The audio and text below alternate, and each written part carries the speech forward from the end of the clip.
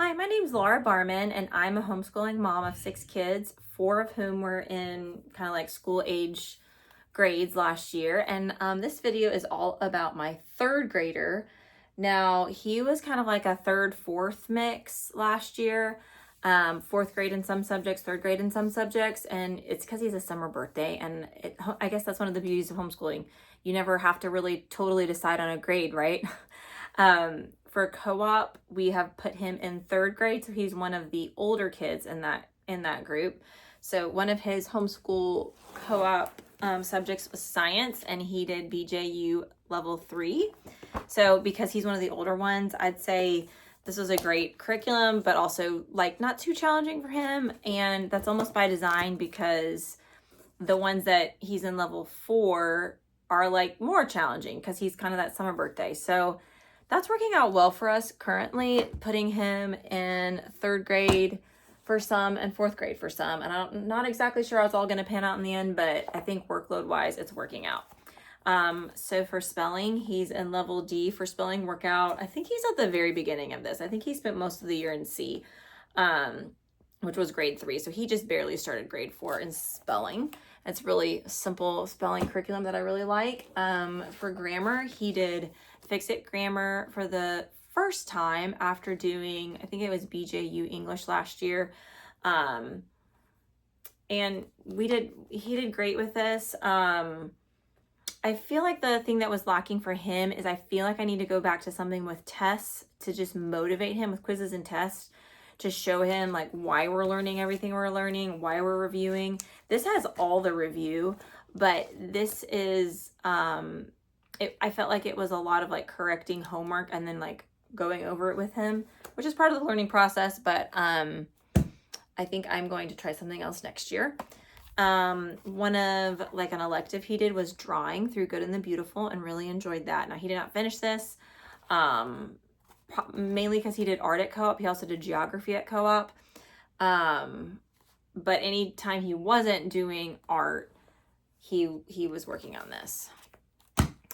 And he kind of just likes drawing. So this was what we used for writing, IEW 1A. So it was his first year doing a writing curriculum.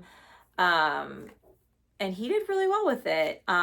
He watched the videos. We had the video package, which I highly recommend. I think it's an awesome program. It's Andrew Pudawa teaching it. And then I had a teacher guide, and in this student binder is pretty much everything you need. I almost feel like with the videos, you wouldn't even need the teacher guide, but maybe it was like if it was your first time teaching it, it might be really helpful. Another thing that is great is there's a package on IEW that has like the teacher workshop, and I did that a couple of years ago when I first started teaching the writing class. It's called like Teaching Structure and Style. And that has helped me as I've gone on and taught a lot of kids using IEW. Or just help them as they've done like the video. For math, we were still with Math Mammoth for him, and he almost completed level 4. I think he was like finishing level 3 last year, so he had to finish level 3, and then he did like most of level 4 and is like almost done with it. So we will finish that up when we start school in a couple weeks. And this year I went ahead and bound the answer key, which was actually really helpful for us. We used to have to access that on my phone because I have like the digital version of that curriculum. So it was really, really nice having a hard copy. We still threw in some math facts, and I think I got this little math facts, like times tables on Teachers Pay Teachers. And it's just, you know, one of these really fun things that my kids love so much. I personally feel like they really, really need these timed tests, and I don't always time them, but I just like have them definitely do a few every week. When we were together, we did, I guess I'm going to keep going on his independent. On his independent things, he read just a wide variety of books.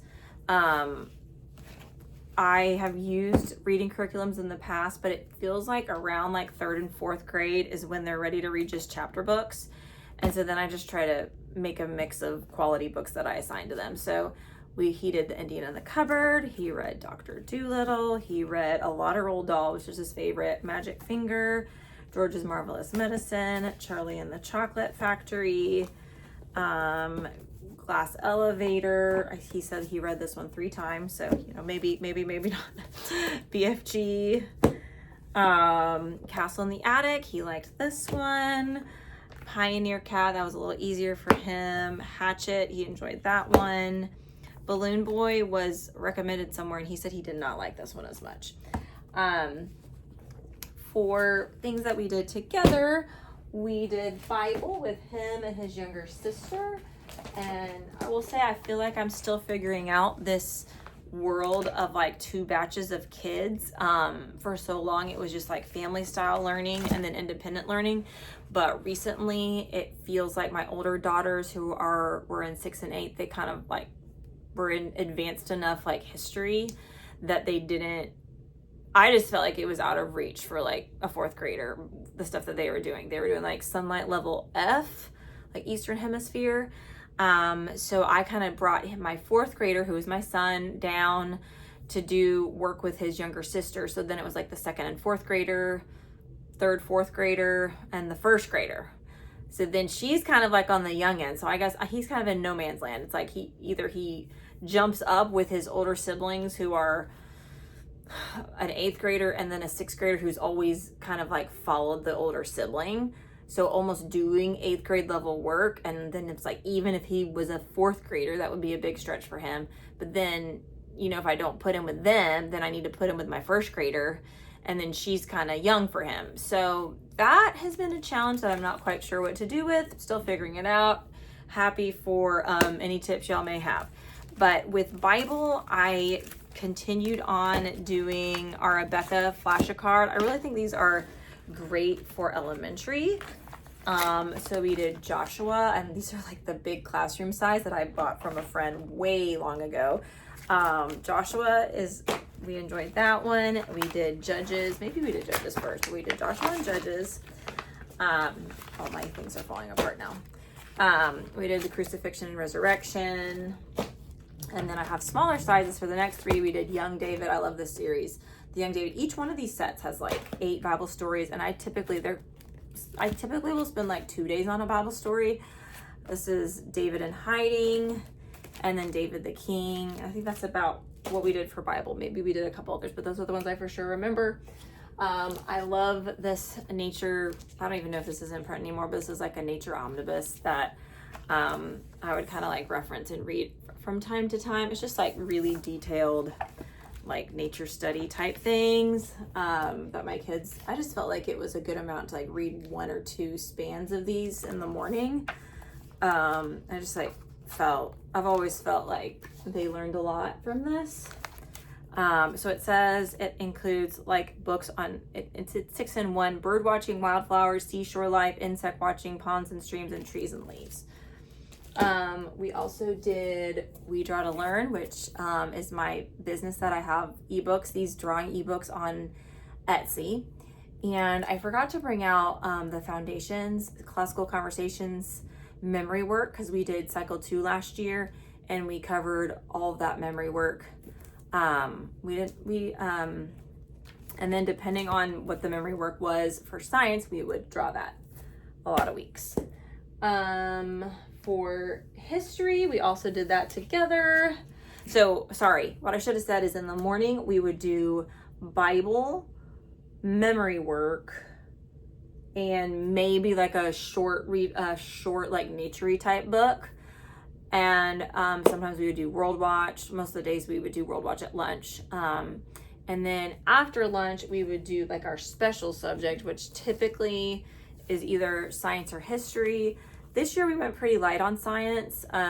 They already covered in co-op. A lot of years I will try to do science with them, but this year we did a lot more history, I'd say. So we were on ancient history. We did Story of the World. This one has in this binder, I have all like the coloring pages that I copy. Normally at least 1 to 2 pages for them to work on while we're reading. And then in this book is just a copy of the teacher's guide, which has like all the questions that I ask them, and it tells you which page to reference in these spine books. So, sorry, you can't really see from what I showed you, but if you go on the Story of the World one, you just buy the pack, which includes like the activity guide, the teacher guide, and the actual book, which is this.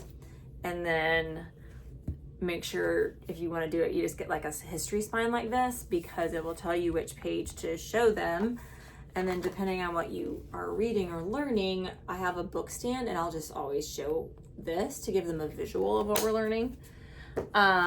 Midway through the year, I was kind of like referencing the Well-Trained Mind book, and it reminded me to have them notebook what they were learning and do like written narrations, not just oral narrations. So I was trying towards the end of the year to, depending on what chapter they read, and this is my first and third grader last year, trying to have them just narrate one to 3 sentences.